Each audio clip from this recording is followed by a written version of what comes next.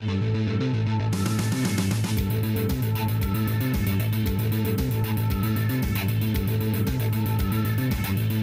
to the Elite FTS Sports Performance Podcast. Always a learning process for me on how to make the program better. I'd have to say my number one piece of advice is make sure you want to be in this profession. Don't just volunteer 2 hours here or there. You got to see what the grind is like when you get in there at 6 a.m. and you're there until 6 p.m. Because they put their best effort into it every time they walk in the weight room, we get great results. Elite FTS, educating and outfitting the strongest athletes around the world.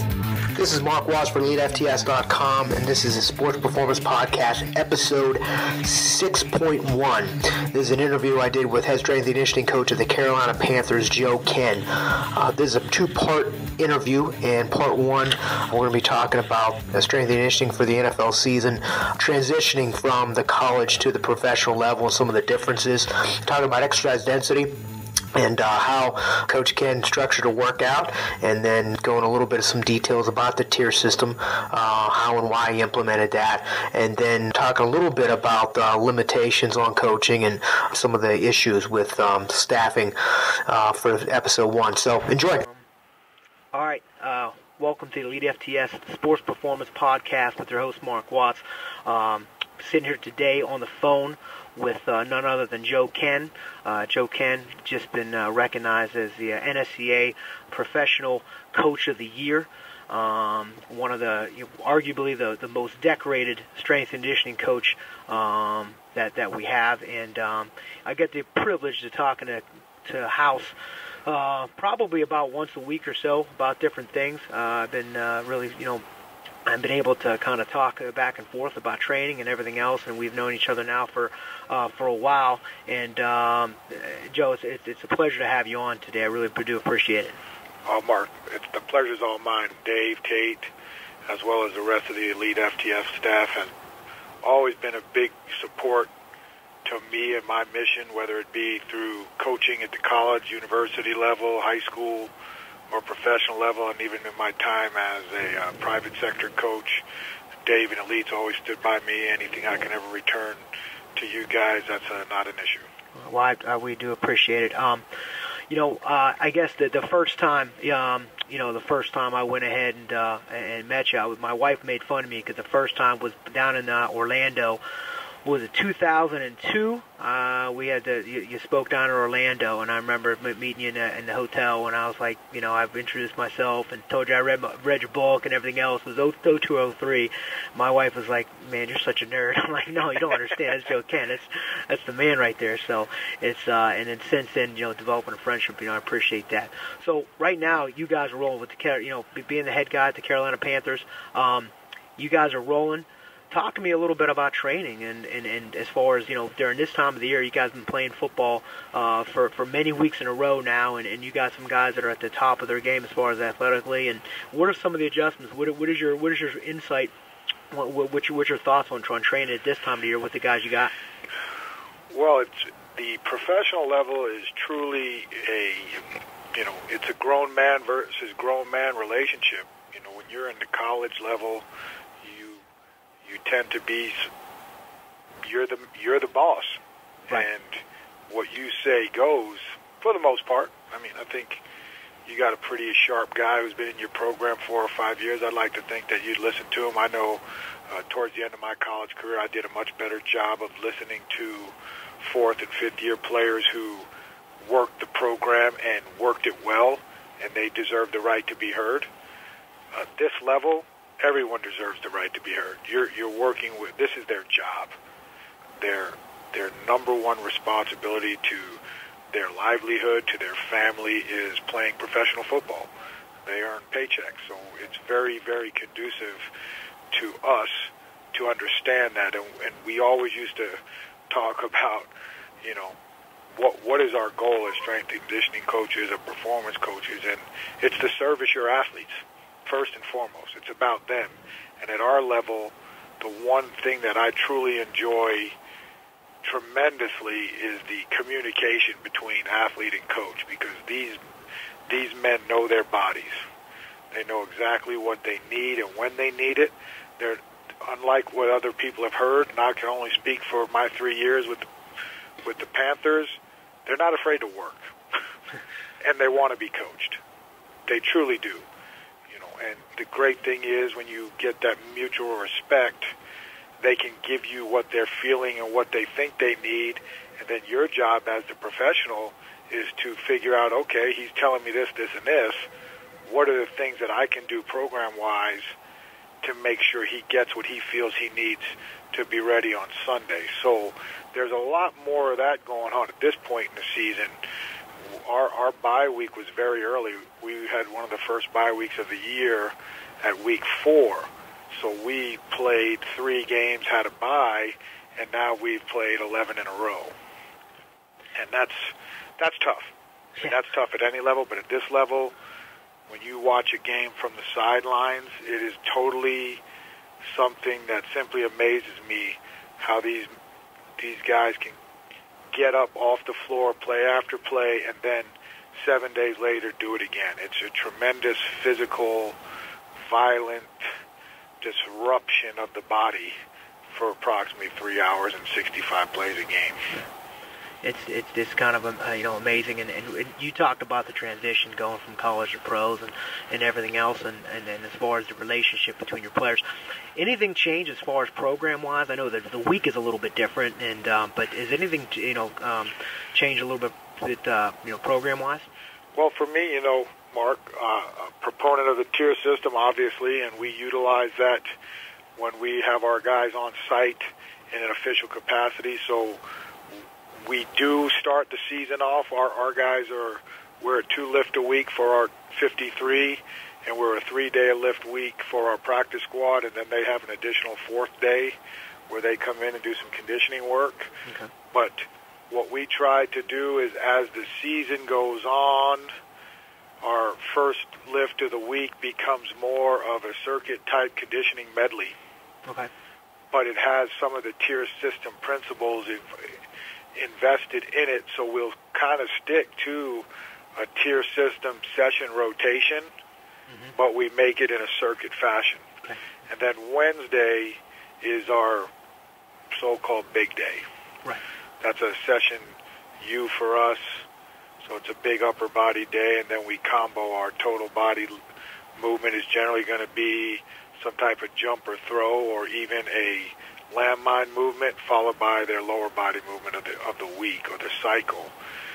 So that my philosophy as I studied the NFL and then being here, I think I've refined it, is when you're looking at it from a program that uses just 2 workouts a week, and we have numerous guys. Again, our guys aren't afraid to work. We have numerous guys who are required to do 2 that do 3. I've got several guys who are in here 4 or 5 days a week. So the guy, like I said, these guys know what they need to prepare themselves for each game, and we do the best we can to help them not go too crazy and organize it in a way that we're getting the best bang for our buck. But going back to the 2-day, I utilize Monday's workout is built around recovering from Sunday of the previous week. So Monday helps you recover from yesterday, and Wednesday is preparing you for the next Sunday.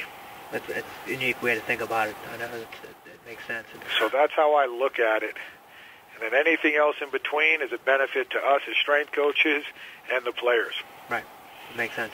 I mean, as long as they're getting those minimums, and working from there. And you talked. I know I listened to you speak the NSCA National Conference this summer in Las Vegas. You talked about the tier system and how that's developed. One of the things you talked about with your guys is exercise density and getting the most work in that minimal amount of time. And you're talking about the number of sets that you get up to. And what are some of the ways that you kind of get to that where you get more volume?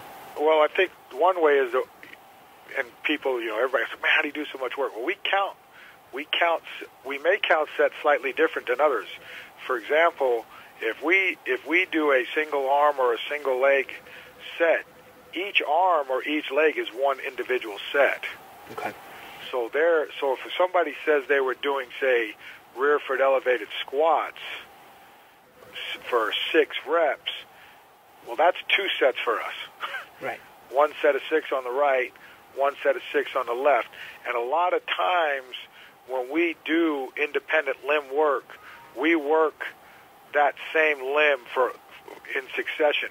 If we do a movement, like if we're doing a walking lunge, then that's 12 total steps. That's 1 set. Right. But if we're doing an in-place lunge and we're doing 6 reps, we're probably going to do 6 reps on one leg and then go to the next leg. Makes sense.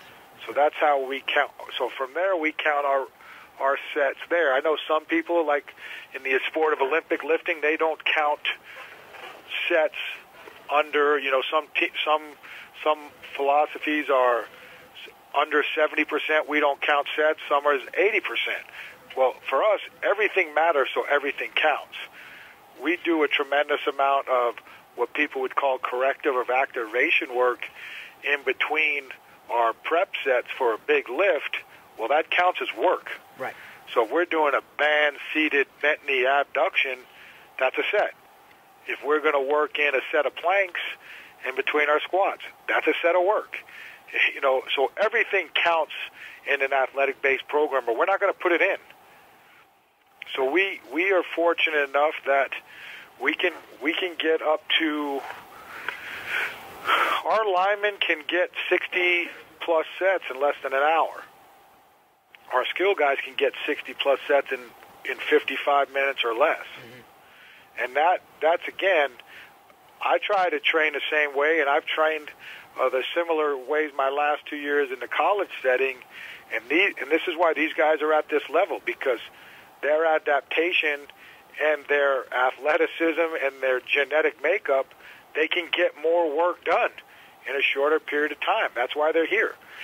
We did a great job in density-type work at the college level my last 2 years, in particular when I was really started to pick that stuff up about getting the most bang for my buck, because as you know, even at this level, we have rules attached to time. So we can't, there is no, to me, it's hard for me to justify, okay, you got 3 minutes rest in between a set, when I'm only allowed to have them in the building 4 hours a day, and that includes meetings and everything else. Sure. I got to get stuff done in that 4 hours. So what better way than to implement what we call our root or our core work, our reset work, which is people would call corrective or activation, or our reactive work, or our jumping and throws that we can utilize in the weight room. So everything we're looking at has a specific point of emphasis, and each of our subcomponents of what we're trying to build and produce and protect our athletes ties into a specific tier, and then there's certain stipulations that tie into whatever the movement is of that day, so it makes sense to us. Makes sense, yeah. Absolutely. And then it's easier for us to educate and prepare our athletes, because we better understand it if we're writing it. Because if we don't understand it, our kids are never going to understand it. And then you lose their trust and their respect, because they're like, man, these guys don't know what they're doing. and that's why I think, program planning, although you're going to flip the switch and you're going to go off the script because a dude's going to walk in and go, man, I just can't do this today, coach. Right. Well, you got to be ready, and that's one great thing that I like about the tier system template is, hey, man, it doesn't have to be that exercise. It just has to be within that movement category group. Hey, I got guys who are in their 13th year in the NFL, and because of some limitations, they have to leg press. As much as I want them to do a squat, even if it's a machine squat or a belt squat, at this part in time, I got to put them on a leg press. Right. That's me. I'm not talking for anybody. I'm talking about me. I talk to my guys. I look them in the eyes, and when I start throwing out different options to them, and you can just look at them, and all of a sudden you see leg press, and their eyes light up, well, then that guy's going on the leg press, because I'm going to get the best bang for my buck, because you could tell he signs off on it. Yes, absolutely. And again, they know. Believe me, they know. Oh, yeah. And you talk about the tier system, and like I said, I've been, myself been a big proponent. I've written about it, as far as how I've used it, and one of the things you talked about at the last conference was, you touched on the flexibility of and how you can implement it and how you can basically structure it around your needs, around your situation. And you talked about how everybody's going to be a little bit different, and having the plan to be able to and be able to structure that plan around your situation is going to be different for everybody. And I thought that was very, very important. I think it touched home with a lot of people because they understood, that everybody's going to they're going to use the tier system differently no matter where they're at. Yeah, I think, the biggest thing, and Jim Wendler and I spoke about this several years ago when I came up to visit the compound. The biggest thing that there's the misnomer of the tier system is it's cyclical based. It's what the training cycles is. But the integrity of the tier system is truly the daily sessions, structured rotation of the 3 movement categories of total body, lower body, and upper body. That's the integrity of the program. What exercises you pick, that's your choice. What you call a foundation exercise, I might not. Right. Or in this day and age of, variation and concurrent sequencing, or what some people call conjugated periodization with the rotation of exercises, some every week, for some every 3 weeks, you may have 4 foundation exercises for your upper body, which we do. We have 4 foundation horizontal presses that we evaluate over a period of time, and then we also have the correlating horizontal pulls that we couple and superset with that. So, everybody has that choice. But if you're saying you're a tier system program and you're saying you're training session T, well, if you're truly following the integrity of the program, then it's a TLU for your top 3 exercises. Right. That to me is where I think a lot of people talk. When I talk, well, coach, the cycles, and I'm like, well, I hate to burst your bubble, but the tier system really isn't based on cyclical training. It's based off of movement rotations to encompass a whole body training session, and then prioritizing movements based off of the fact that most people are going to train and test and evaluate in the weight room one exercise that represents a total body lift, one exercise that represents a lower body lift, and one exercise that represents an upper body lift. From there, the sky's the limit. It's artistic creativity. A lot of people who, especially at the ASU when we really took off, and we had some great staff. We had great people come in and out of that program. But when we come in and people would interview, they were under the impression that I write all the programs. And I'm like, I don't have time to write all. I have a hard enough time writing just a football program. Right.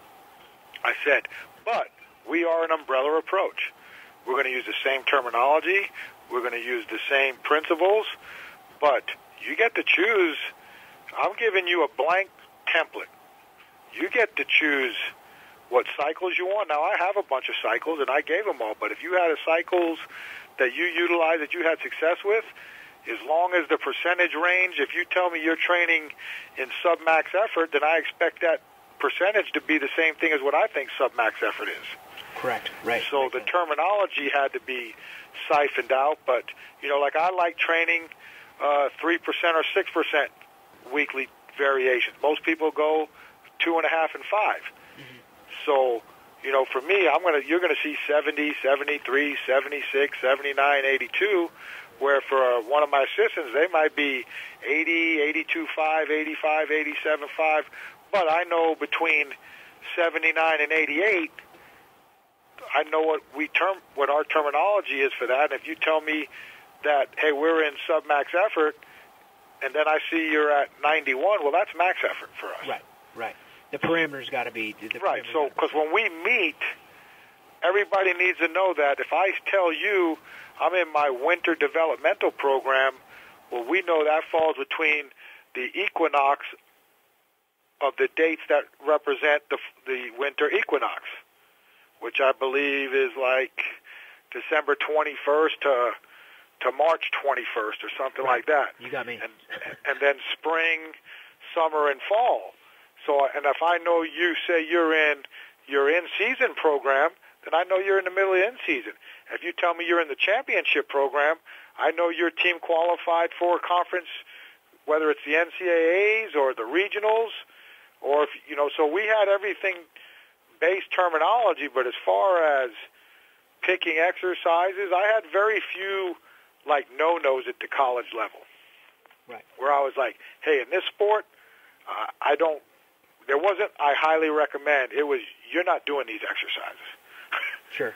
You know what I mean? And if you got an issue with that, go be a head guy.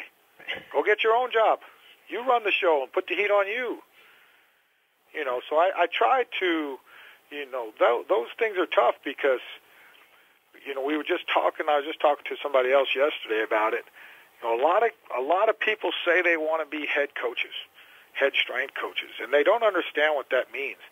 You're the head strength and conditioning coach, which really means you're a department head at the college setting. Right. You're a coach, no question, 100% stand by that. But at the end of the day, your head only relates to your department because as well as I was respected at the places I was at as a strength coach, I walk into the tennis coach's office, I'm an assistant tennis coach. That's a great analogy. And those are things that these younger strength coaches need to understand. And there isn't very many guys with a bigger ego or arrogance than I have, but that's the reality of our job. Mm-hmm. You know, I'm putting together some slides and stuff for a couple of seminars I'm getting ready to do and some of the things for my new book. And one of the things in Coaching 101 you want to be a strength coach is you have to be the most adaptable coach in the building. Absolutely. You have to be. Yeah. If you're not willing to be adaptable, you're probably going to have more headaches than you want. And it's tough because it's a tough realization because we all want to be the guy. We all want to be, hey, man, we know everything. You should be doing exactly what we want. Well, guess what, man? It doesn't go that way. Yeah. Your goal is to be so well prepared that when you go in and discuss, that people can trust you to make the decisions, and then because of your adaptability, they just let you run with it. Right. It's that building that trust. And if you're prepared enough and you believe and you show you care, you can't. You know, the one thing that I really believe helped me out when I first started, and obviously I was a football guy. I mean, golly, yeah, I played football, and you know, and you don't get into strength coaching, you know, if you're a football guy to not be a football guy. But I also knew what my role was when I got my first job, and they said, these are your sports. Well, you know what? Those sports are now my sports. So if women basketball is my sport, I'm all in with women's hoop. Right. They come in, and I'm assisting someone else, and they come in early, I'm going to women's hoops. They don't have to wait around till I'm done. That's my team. Right. And I think that's what really helped me establish what I believe firmly on is I wanted to be the head strength coach for all the sports. If I wanted to coach football, I'd go on the grass. Right. I wanted to train everybody. And that was our philosophy when I was the head strength coach and I was in the position to oversee all the sports was everybody counts. We have to treat everyone as they're the greatest of all because at the end of the day, we're going to be evaluated on how many championships that they win. And that's important. I mean, that was important to me. I mean, I was a huge proponent of where we stood in the Directors' Cup especially when I was at Arizona State. And that was, you can ask our staff, we took pride in coming in top 10 in the Directors' Cup at the end of the year when we were going against schools that had 10 to 12 more sports than we did. So I think anybody who runs if you're the head strength and conditioning coach and you oversee all the sports, that should be your number one goal for you and your staff. In my opinion, is we need to be the highest ranking we've ever been in the Directors' Cup. Makes sense. It's a tangible goal, and it's something you can build a philosophy based. When I first took over as the head strength coach head coach sports performance, I was the head strength and conditioning coach for football when I first went to Arizona State, and then we consolidated the program, and I met for the first time, and Rich Wenner was there, has been there forever, and we went to a head coaches meeting. He said, it's the first time we've ever been to a head coach meeting of strength coaches. I let him know, look, our number one goal is I want to win the Directors Cup. So that means everybody in here counts. And that's when I made the commitment, because we were funded well enough and we had enough full-time staff that from that day on, graduate assistant strength coaches would not oversee teams. And it wasn't because I didn't trust them, because that's how I started. Right. It was because I felt if this was going to be our commitment, and I'm putting ourselves out there that we're going to be the forefront and we're going to help these teams develop the championship mindset so that we can be a top Directors Cup team at the end of the year, I expect full-time people to write those programs. Yeah. That's what we're getting paid for. Yeah. Graduate assistants are getting paid to learn how to write them. That's a big misconception. And again, we were able to do that. Some places, and when I started, it wasn't like that. When I started, there was a GA and a head guy, and you had 20 sports, and you went at it. And I think that's what made the guys in our era better coaches than today. Coaches today, I think, do a great job in small group. Hey, you got platforms 4 and 5. But then when you're asked to coach platforms 1 through 10, they're lost. It's a different dynamic. They start to gravitate towards 1 or 2 platforms. Guess what? That ain't happening, because you got to be able to coach the whole room. And I think the strength coaches that are before our era mark and the ones of our era understand how to work a room. Yeah, that's a different skill, and it's hard to get that experience of doing that, unless you're out there doing it. I know. No, and especially in this day and age, when you've got staff that quadruple what we used to have. Mm-hmm.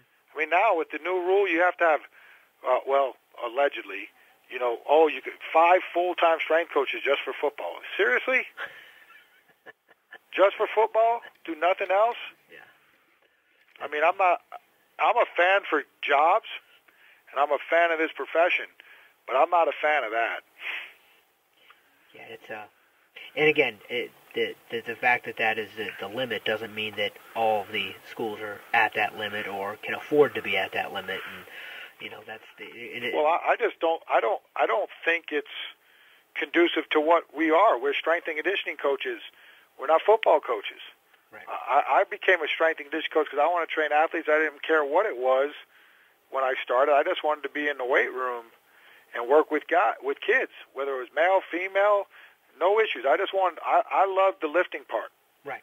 And I think you get caught up in a one-sport deal early in your career, you're going to miss out on a lot of opportunities at schools where they want somebody who can run a program and has enough experience with other sports. Mm-hmm. Yes, sir. Yes, sir. I know the intention of the rule was to Band-Aid something that really had nothing to do with strength and conditioning. Oh, it had everything to do with big money universities who, because of the limitation of football coaches, were hiding football coaches in the weight room. Mm-hmm. And the weight coaches were loving it because they got some extra help during the time. And when it became time to go to practice, those guys had other responsibilities. Right. It's right. Well, where I thought a better deal was you could have unlimited coaches in the weight room, but within a year they have to be certified in one of the 2 leading organizations that offer certification. Yeah. If they're not, then they cannot no longer coach. And that would benefit everyone. It would benefit the student athlete. It would benefit the coach itself, because they were able to, because no matter what, it's still going to be cutthroat. As far as football is worse. Because when you get to that 5 limitation, it also limits the Olympic sport strength coach who needs the football experience, and like I said before, and it hurts the football only guy because they're not getting any Olympic experience. Right. and they're not going to be prepared. All right, that's it for the first part of this interview with Joe Kenn. Next time, we're going to go over a little bit of information about an article that was reposted on our site, max effort training for the front seven. Also, a little bit about mental toughness. Coach will also go into a little bit of details as far as the process and some advice for young strength and conditioning coaches, and especially when trying to get their platform, and then also surviving the profession. Some of the things that Coach has experience with, that will be great advice for a lot of coaches. And then we'll also talk about his new ebook, the Coach's Strength Training Playbook for Football, that's available on bighousepower.com. And Coach will finish up with a little bit of details as far as his thoughts on conditioning, and then basically how the game of football has changed and how that affects training. So, okay, we'll see you next time. That's it for this episode of the Elite FTS Sports Performance Podcast. Visit us online at elitefts.com. Follow us on Twitter at EliteFTS, and like us on Facebook at /EliteFTS. Elite FTS. Live, learn, pass on.